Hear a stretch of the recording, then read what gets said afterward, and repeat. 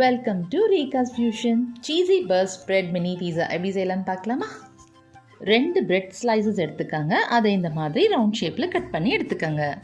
குயிக்காக ஒரு பீஸா sauce ready பண்ணிடலாம்.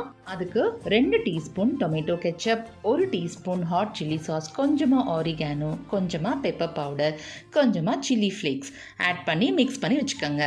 ஒரு சீஸ் ஸ்லைஸ் எடுத்துக்கோங்க. இந்த மாதிரி பிரெட் மேலே வச்சு ஃபுல்லாக கவர் பண்ணி க்ளோஸ் பண்ணிக்கோங்க. இப்போது நம்ம எடுத்து வச்சுருந்த அந்த சாஸை இதில் ஸ்ப்ரெட் பண்ணிக்கலாம்.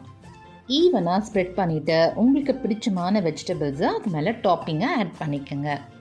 வெஜிடபிள்ஸ் மேலே ஆரிகானோ ஸ்ப்ரிங்கிள் பண்ணிக்கோங்க. கூடவே நிறைய மொசரெல்லா சீஸஸும் டாப் பண்ணிக்கோங்க.